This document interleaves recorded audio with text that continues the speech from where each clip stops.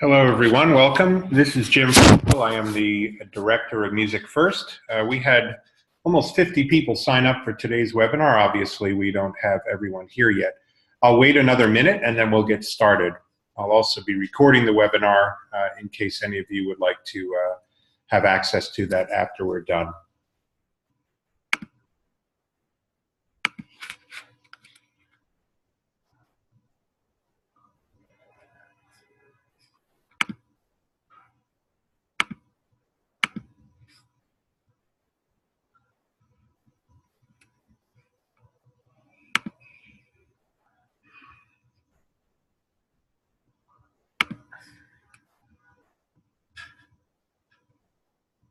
Okay, well, welcome. Thank you again for joining us for the third time. My name is Jim Frankel. I'm the director of MusicFirst, and today's webinar is entitled Purposeful Practice Strategies Using Technology.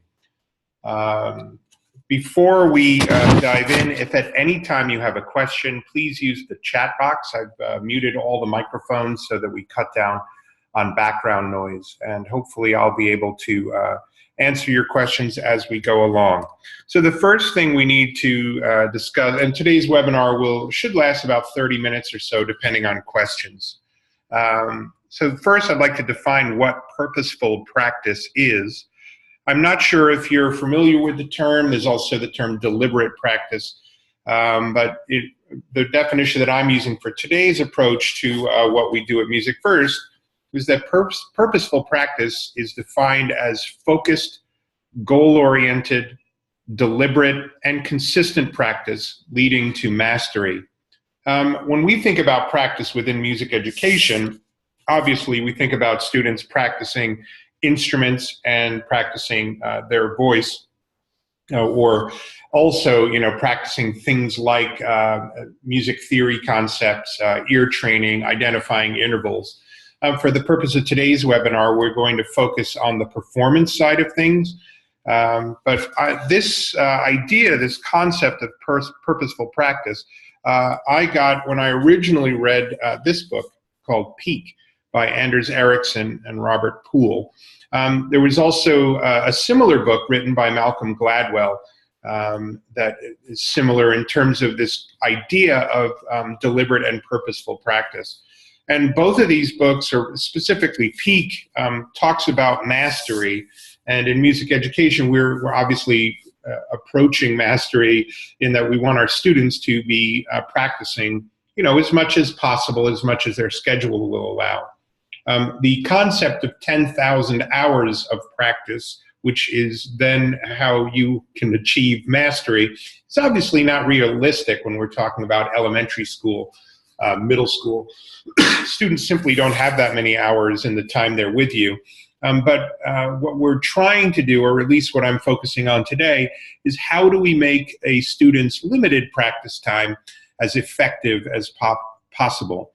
What the book talks about is that when kids are starting out, the more they practice, the better, and that quality practice isn't as important as the sheer amount of time they practice. Now, that can be controversial. I don't know if I completely agree with that. Having taught students, I want them always to do quality practicing. But there is a lot of research that says that, students just simply have to be doing it. So take, for example, the trumpet. The more the student has that horn in their face, and the more they're trying to make a sound, and the more they're trying to play, even if they're making a ton of mistakes, that quantity of time that they spend on the instrument is really, really important. And eventually, with guidance and a good teacher behind them, they'll turn that amount of time into quality practicing. Another thing that this book talks about is that we should always be stretching the goals so that a student is always trying to achieve their maximum potential that they have within them, and that we as teachers are constantly trying to get them to do something a little bit harder, a little bit harder. You probably all know, or you can recall your own childhood when you were practicing either singing or playing an instrument. Every time you practice something that you already know how to play, that's not really practicing, or effective practicing. Practicing, to me, was always focusing on the things I couldn't play and really trying to get better. And that's what we talk about with stretching goals. The book also mentions, and I think this is critical, that feedback is essential. So that students need feedback, both nonverbal and verbal, from you. And I believe that technology is a really good way for teachers and their students to have a two-way dialogue so that we always know how to get better. And some of the technology tools you're going to see today actually don't require a teacher. The technology can give you some limited feedback on its own, which can be helpful. And last but not least, we talk about getting out of your comfort zone. For a lot of music educators, the comfort zone may be that we're trying to use technology to make more purposeful practice for our students. So I'm going to move on now to the next slide, which is how can technology help support this process, the purposeful practice. Obviously, you know, MusicFirst is a company that sells software. We're going to focus on two titles today. And in the software that we're going to look at, we're going to be talking about PracticeFirst, which is our automated assessment tool, as well as a tool called Sight Reading Factory. Let me minimize that. And so what I'm going to do now is switch into those two software titles, and I'm going to get really into the nitty-gritty about, both from a student perspective and a teacher's perspective, how they can get the most purposeful practice out of these two software tools. So let me switch now to the MusicFirst Classroom, and I'm going to bring up PracticeFirst. Now, I am logged in as a teacher right now. Students really see the same exact thing. So if I switch over to a student access, I just want to make sure you see that the students have the same view as the teacher. They just don't have create your own exercises. But that's really the major difference. So in PracticeFirst, I'm going to do a little bit of singing. I'm going to bring up the Texas Music Educators All-State Sight Singing for high school, and I'm going to pull up high school level exercise 1, the very first one. So this is what the PracticeFirst interface looks like. I'm going to bring up the low voice, and I'm going to perform this for you. I apologize in advance for my poor singing voice. And then after the performance, I'm going to show you a lot of the features of PracticeFirst that can really help a student focus in on what they're having trouble with. So I'm going to click record.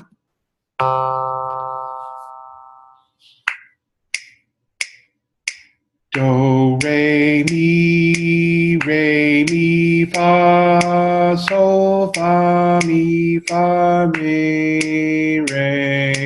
mi, fa, sol, la, sol, fa, mi, re, do. I know I made a few mistakes. I did that on purpose. And it says here that I got a few notes wrong, and I got an 88%. And at the bottom, it tells me, although I sang all of it, I didn't do so well on my pitch. I did really, really well on my rhythm. So let's go in and have a look at this and how purposeful practice can relate. So you'll see here as a student, or any user of PracticeFirst, that I had two problem areas. The first one was here. I sang the wrong note. I sang both of these notes just completely a half step down, and I sang this note a half step down. When you hover over this feedback line in PracticeFirst, it's telling you everything that you're doing wrong. So I, as a student, I can either say, well, let me try doing the whole thing again and just clicking the record button, or I can do what's called sections. So what I can do with sections, if I click on that, I can mark a new section. You could do this as a teacher as well. And I can go in here and say, you know what, I just want to get this top line. I want to practice this part over and over until I get this right. So let's try recording just that. By the way, you can go all the way down to one measure, even one note. But for now, I'm going to do the entire top line again using this sections tool in PracticeFirst. So I'll click record.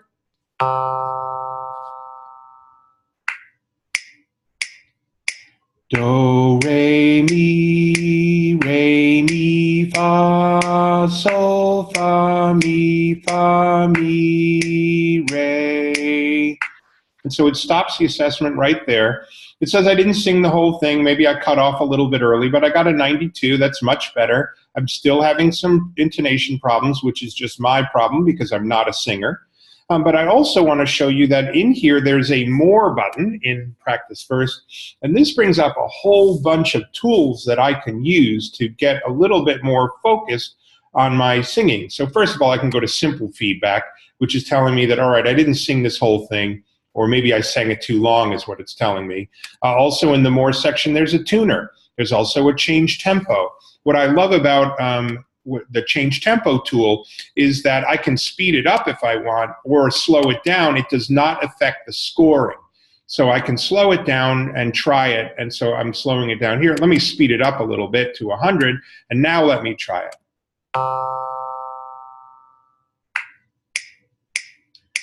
Do, re, mi, fa, sol, fa, mi, re. Excellent. So I got a 97. I'm getting better. I love these tools because if you introduce them to students, they can do the exact same thing. They can go in and use a tuner. They can get more feedback and see exactly what they're doing wrong or correct. It's pretty cool, I would say. There's also the ability to change the playback. So you can, if there's backing audio, you can have that audio play along with you. You can decide whether or not you want the metronome. This is for when you play it back. And when you're recording, you can decide, do I want the metronome to follow me? Do I want the assessment to follow me? What the follow me feature does is allow you to speed up and slow down. So if you're singing a piece of music or performing a piece of music that happens to have a lot of rubato or leeway for you to make some creative decisions in terms of your playing, the follow me feature will actually follow you and wait for you to play the right pitch and will not mark you down for not being in tempo, if you will. So that's pretty cool. I think you'll appreciate that. What I'm going to do now is go back and do something a little bit different. In the MusicFirst Classroom, and this is really unique to our solution as opposed to other platforms, if I want to create a task for my students in PracticeFirst, and let's say I have a student who's having a little bit of difficulty, and I really want them to focus on something, I'm going to make a task called Perform This. And I am going to say this is going to be for PracticeFirst, and I'm going to see, let's say, we want our students to get a minimal score, and in this case, an 80%. So I'm going to say get an 80% or better as my instructions. The assignment is going to be due this Friday.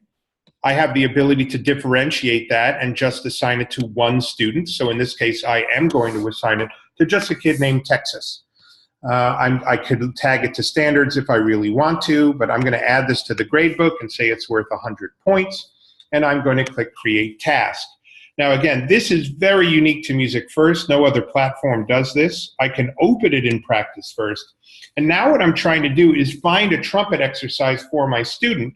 So I'm going to say, you know what, let's go and see if we can, let's reset my filter here. So I don't want voice. And instead I want something for trumpet. So I'm going to look up something and say what is there available for my students. And so I happen to have turned on a whole bunch of content for my trumpets. Right now I'm going to go into a thing called a new tune a day. And I want my student to play Au Clair de la Lune. Now what's really neat about PracticeFirst is that when I click Assign to Student, which means I want this specific student to play this specific song, it actually gives me a very interesting set of options right here. It says Show Advanced Options. So I'm going to click on that, and it's possible that you've never seen this before. It only happens when you're assigning a task in PracticeFirst. So here it's saying, do you want to add a score goal? And what I want to make sure is very clear here is that one of the things that I don't like about other software that does performance assessment is that a student believes that they should get 100 out of 100 before turning it in. If you've ever taught students, that's actually a really slippery slope and a rabbit hole for some kids, where they'll just try and try and try and try to get 100. But is that really the point? In terms of purposeful practice, let's say that this is a beginning trumpet student, and I know for a fact that they're never going to get 100 on this first shot. They're just learning their instrument.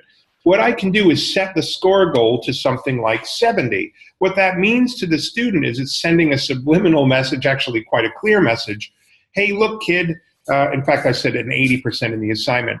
If you get at least an 80% on this, you can hand it in. Don't try to get 100. Try to get at least an 80%. That way, if you remember, when we talk about stretching goals, the next time I create this assignment, I could say, you know what, the score goal this time is an 85, and the next time it's a 90. This is a very unique feature. The next thing is we have the ability to make the algorithm easy, medium, or hard. That's in terms of difficulty. So with a beginning student, I'm going to set that to easy. Because I am using technology to judge a student's musicality, I want to make sure that I'm giving them as much leeway as possible. What's the tempo goal, right? So that could be, hey, I want you to play this at least 80 BPM, all right? And then if you can do it better than that, great. But I don't really want you to hand this in until the quarter note equals at least 80. There's also a playing mode, which allows the student to use any mode they want, or you can say, look, I want you to do this with the metronome. You're making this conscious decision for them. And then in the special type, and I think this is also really unique, we have the ability to do a sight reading activity for the students. And what that does is it eliminates the ability for a student to play the example. So you can create a practice example for the student, decide to make it sight reading, and then the student will not be able to hear it before they record it. And the memorization feature, which is absolutely awesome, completely makes the music disappear as soon as they hit record. So what this does, again, I'm saying get at least an 80%. I'll make the grading algorithm easy, and I'll click Add. And that is now ready for the student to do. Now, I don't have a trumpet here, but I did want to show you those features in PracticeFirst that you may or may not have seen before. When I come in as a student now, and I click on my classroom, and I go in, it says now in the Purposeful Practice that there's an assignment due. When I click on it and go in and click, it says perform this. I go in, it says get an 80% or better. I open PracticeFirst. It brings me directly to Au Clair de la Lune. And when I click on more, some of the features aren't there when it comes to recording. There's a whole lot less features available. And then I can go and click play. So I want to try to do this a little faster. I'll click on 80%. That makes it a little bit easier. And then I can click record and then have the student try to get at least an 80%. Any questions on this before I move on to another feature of PracticeFirst and then to Sight Reading Factory? If you do have a question, just type it in the chat box.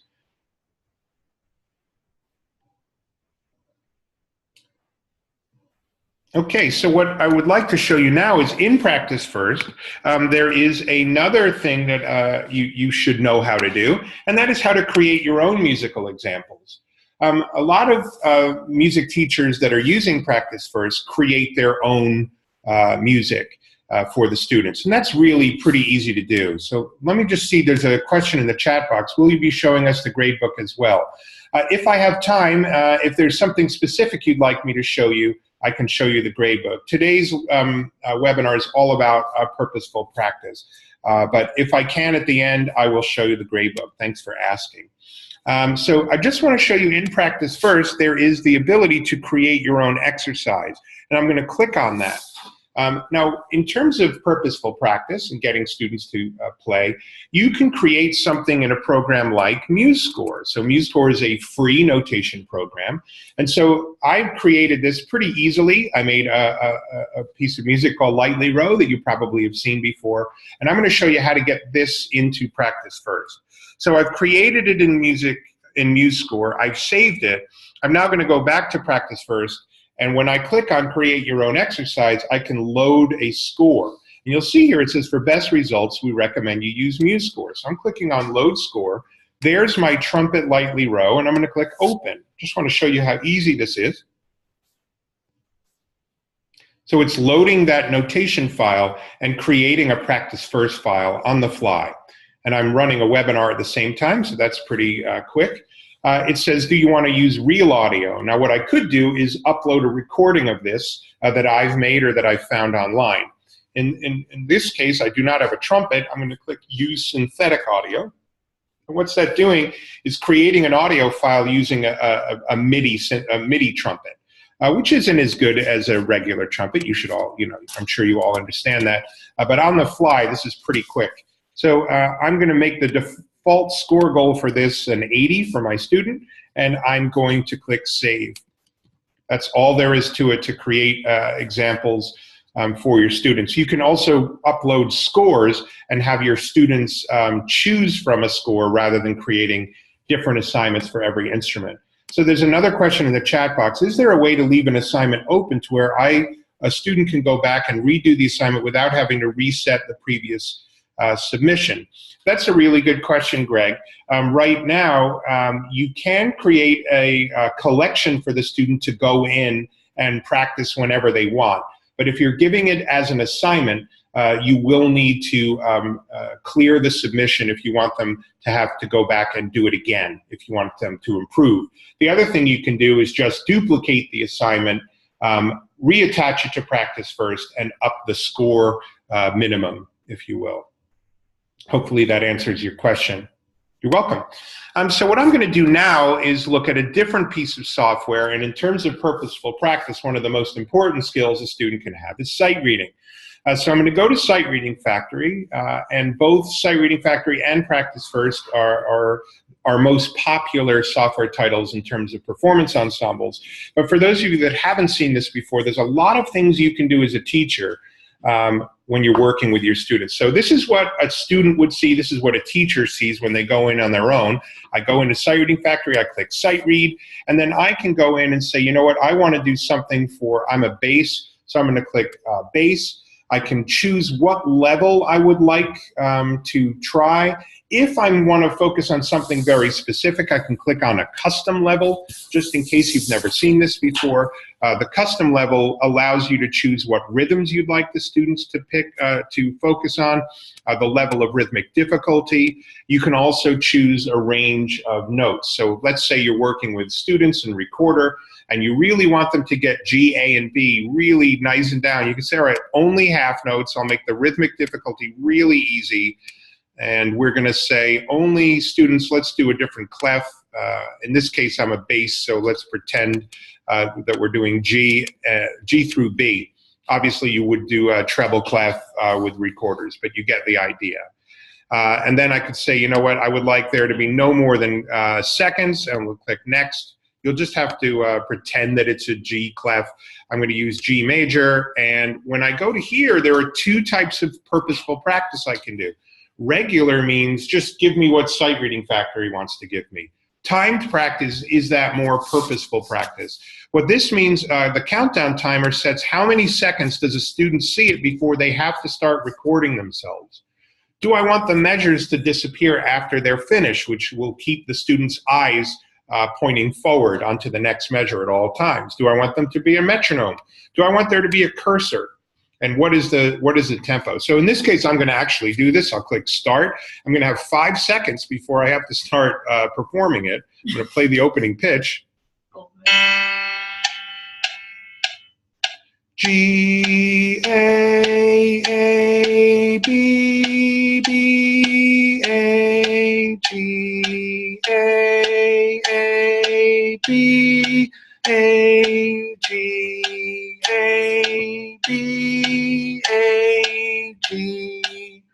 Well, I'm really proud of my sight reading attempt. I'm sure you're all as impressed as I am that I was able to do that. But, you know, purposeful practice does not mean, hey, kids, just practice any old thing. If you want them to focus on a specific skill, like when they're starting recorder, using the custom feature of Sight Reading Factory is a really good way to get them honed in on what you want them to focus on. I also want to show you that you can have PracticeFirst pick the level for you. So in this case, I'll say level 3. I'm going to pick 3/4 in C major. The annotations allow me to, you know, what do I want the students to have something to sing along or no? I only want you to do 4 measures, and let's click regular practice this time and start. And so I have a much easier example. I can do it my own way. I can play it and listen to the whole example first, which isn't sight reading. But I'm recording this for you, so maybe I'll do that. But what this does in this case is giving me a non-time, no pressure way to try out my sight reading. Now, how does it work within MusicFirst? Let me do that for you. I'm going to go back into my class. I'm going to click on Create Task. And I am going to, this time, create a sight reading task. So I'm going to say sight read, please. And I'm going to say Sight Reading Factory is the tool that I want to use. And in this case, I'm going to say, please do this sight reading exercise, because I, as the teacher, want to point my students to exactly what I want them to focus on. When is this due? This is due Friday. I'm going to just assign this to my student who's having a lot of problems, named Tex. And I'm going to add this to the gradebook. And I'll make this one only worth 10 points. And then I'm going to click Create Task. That's how all of our tasks work. In this case, I need to open up Sight Reading Factory. And this is kind of cool. If you've never done this before, there are a lot of really interesting things you can do here. So I'm going to say, choose your voice type and then sight read, because I am going to do all of the other things for the students. So look here. Maximum attempts. In terms of purposeful practice, if you leave unlimited attempts available to students, that's not really purposeful practice, because what that means is they're going to keep sight reading and sight reading and sight reading and sight reading. What you're trying to do is get them to sight read, and what that means is that the very first time they play it is their best attempt. If you want to, or what I would strongly suggest in terms of purposeful practice, is turning off unlimited attempts and giving a number between 1 and 3. Now, the reason for this is that if you do it more than that, kids, especially kids who are really caring about how well they do and how well they do on the assessment, they might spend an hour sight reading. And you might say, well, isn't that what we want, Jim, quantity? No, purposeful practice, give them a lot of sight reading activities, but make sure that, I'm going to say you only get 1 attempt at this. You might disagree and put unlimited. My suggestion is to keep it under 3. To kind of let the student's sanity remain. In instruments, that I'm going to let the students choose, but rhythm only means that they'll actually clap in or tap in or play on a stick. On a drum, they can play in the rhythm only. It just will not have any pitches, which is great for beginning band students and beginning vocalists. Level, let the students choose. In this case, no, I'm going to choose level 3. You can, by the way, now choose your own difficulty level, and this is a really cool new feature. I'm not going to show it right now because I already showed you custom examples, but you can make a custom activity for your students. In this case, I'm going to do level 2 sight reading. Am I going to let the students choose the key signature? Nope. I am going to tell them what key signature. You're going to do this in C major. Am I going to let them choose the time signature? No, because in a purposeful practice, I'm trying to get them to do something very specific. So I'm going to say 3/4. How many measures? I'm going to do 4 measures for now. What is the tempo? That looks good. How many seconds do they get before they have to start recording? 10. Do I want them to have a metronome? Okay, yes. Do I want to subdivide the beat or no? I'm going to not subdivide. I think it's confusing. This one's pretty cool, and I'll show this to you. Do you want the disappearing measure to happen before they actually start recording? In this case, I'm going to do that. You've seen after. I'm going to do before. Do I want the note cursor to go along? Well, if I'm making the measures disappear, there's no purpose to that. The note cursor helping them out. The measure numbers, do I want the measure numbers displayed? No, I don't really. And do I want the note annotations? Again, you have a lot of options. If you're doing piano, it actually puts the fingerings in. In this case, I'm not going to. And I'm going to click Attach Assignment to Task. So again, from a purposeful practice standpoint, the more you choose in here, the more focused in you're getting the students to practice. So I'll click Attach Assignment to Task. Are you really sure? Yes, I am. And now what I'm going to do is show you what it looks like from the student perspective. So I'm going to get out of PracticeFirst, come back into my class, and I'll immediately see that I have a task called Sight Read, Please. So this is, again, what the student will see. So I click on that. I get some instructions. Please do this sight reading exercise. Really clear what I need to do. So I open up Sight Reading Factory. And what this does is, first of all, this when students use this, they have to test their microphone, just so you're aware. So they're testing their microphone out before they do the recording, because what would be terrible is if the kids did all that and the microphone didn't work and then they went and cried. or got upset. I'm not going to listen. I'm just going to click sounds good. I'm pretty sure I did well. Choose your voice type, then sight read. So I'm going to go into voice. I'm going to choose bass. There is a little video that tells them what to expect. I know what to expect, so I'm just going to click launch assignment. I get 10 seconds. I need to hear the opening pitch. Oh boy. So I get one attempt. Here we go. Wish me luck. Do, re, mi, do. By the way, I urge you all to try that out yourself. It's a little bit stress-inducing. I can listen to my recording, but I don't like hearing my own voice, so that's all I'm going to do, and I'm going to click submit. Again, the student has the ability to try out the software on their own and practice at their own pace. But in this case, again, the webinar's title is Purposeful Practice Strategies. I really think it's good to focus the student, really right into what you want them to do. And if you didn't know about that custom feature in Sight Reading Factory, it's about 6 weeks old, maybe 2 months old. It's been around for a little while now. So I'm going to take a pause. We're at a half an hour and see if there are any questions. So I see one. Very good. Let's go in and see what that is. When uploading scores, what should be considered regarding copyright? Excellent question. What you do on your own site, you're the only one that will see it. Okay? So from a copyright standpoint, you should always bear in mind, is this fair use? Because any music that you bring in that's copyrighted, it's probably an infringement to upload it to your site. However, if you're uploading it into a closed, password-protected site that only your students are going to have access to, and you've already purchased the music, I would argue very strongly that's a fair use. Again, that example is not shared with the wider community. It's only for your students. So we know for a fact that many of our teachers are doing that on a daily basis. Again, if they were to share it with the world, that's copyright infringement and blatant. But I would argue very strongly that it would be a fair use to upload that for only purposes of education within a closed, password-protected site. Hope that answers your question. Any other questions?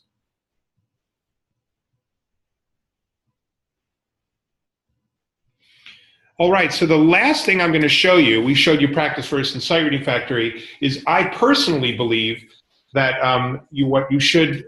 what a really good thing to do in terms of getting your kids to sing and play on an ongoing basis is to simply record them. Have them record themselves and do it on a regular basis. Don't do it once a year. So watch this. I'm in my class. I just want to show you how easy this is. I'm going to create a new task, and this task is going to be called a weekly recording. This is very simple to do. So weekly recording task. The task type in this case is going to be record audio, and I'm going to write look at the board for this week's assignment. Now I do this all the time, but in terms of when I demonstrate the software, but I do think this is a really good assignment. Have your students get used to recording themselves all the time. So this is I'm not going to assign it just yet. Instead, I'm going to make this worth 10 points. And I'm going to click on Create Task. And the most important thing is I'm going to make this a favorite. All right. What that allows me to do is go to my class calendar and reuse that same task for my favorites list over and over and over. So let's say that every single Monday, I want the students to record themselves. I'm going to make this visible so that my students can see it. But every single Monday, I want my students to submit a recording by midnight. I personally think this is a really good purposeful practice activity for your students. So what I'm going to do now is switch back to being a student named Texas. Obviously, I was in Texas last week. That's why I named that student. So I'm going to click on Weekly Recording Task. And it says, look at the board for this week's assignment. And I'm going to pretend on the board it says, sing Happy Birthday. Happy birthday to you. Fabulous recording I made of myself. Happy birthday to you. And I'm going to submit that to my teacher. I will say that I believe that this is perhaps the easiest and most effective way to get kids practicing, that every single week they're accountable for handing in a recording. It also builds up an absolutely beautiful portfolio for you to show the student their progress over the year, and to show them that all the practicing they've done has served a purpose. All right, so the last thing I'm going to do is bring back my little slideshow and just talk about these. The most important is the top one. What I showed you today, you can do everything I showed you for $9 per user per year. That's PracticeFirst, Sight Reading Factory, the MusicFirst Classroom, and the audio recorder. We have other products as well that I'm not going to talk about now, but for $9, that's pretty amazing. Now, what I haven't even mentioned is that in the classroom, there's a ton of content with pre-made assessments, pre-made practice logs, all types of things. I just don't have time to show it in today's webinar. But there's a ton of stuff for that $9 per user per year. If you're not already a MusicFirst customer, I strongly recommend checking it out. Go to musicfirst.com and click on the upper right-hand corner, the red button, to get a free 30-day demo. And you can try this out for yourself and see what you think about our tools. The last thing I'm going to talk about is all of the ways that you can connect with us. Obviously, you saw the webinar and you signed up for it, so you've probably already seen our stuff on Facebook. But if you're not already a member, you can click on the MusicFirst Teachers group, which is a working group for our customers where they ask a lot of support questions, and of course our main Facebook page. We're also on Twitter, and we just launched a MusicFirst podcast. You can find that anywhere. Just search MusicFirst, no space, on Spotify, SoundCloud, iTunes, however, Stitcher, however you get to your podcast. And that features music teachers who are doing amazing things with technology.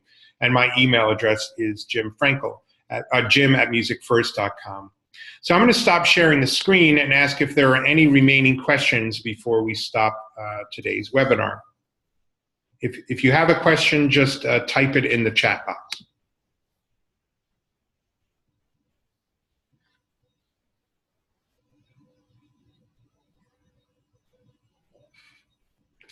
All right, well, thank you all very, very much for joining us. I hope you learned something. I hope you can use MusicFirst with your students and help them practice with purpose. Before I sign off, what other webinars do you have coming up? Please like us on Facebook. We have one webinar a month. I'm not sure what the next one is, Greg, so you caught me off guard, but we have one the third week of March on a Tuesday night. We'll send out an email blast about that. But once a month, we'll be hosting these. Any other questions before we sign off? Great, thank you very much. I appreciate it, and I look forward to getting you all using MusicFirst. Learning curve. Oh, sorry, last little question. We take pride in our tech support. Juliana Matejko, who's our Director of Support and Training, is actually sitting right next to me. So for the person who asked the question, what's the learning curve? That would be, we get you set up with a getting started webinar, one-on-one, and we show you everything that you need to know to get started. And then our tech support section, let me just quickly show you this.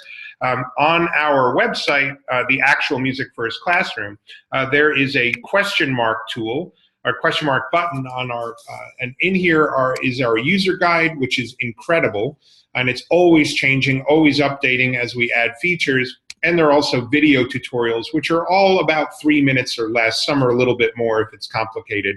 And you can watch these webinars. Everything I've shown you today, you can do, you can look on our tutorial section and find out how to do it. Great, thank you very much, Greg. I appreciate that.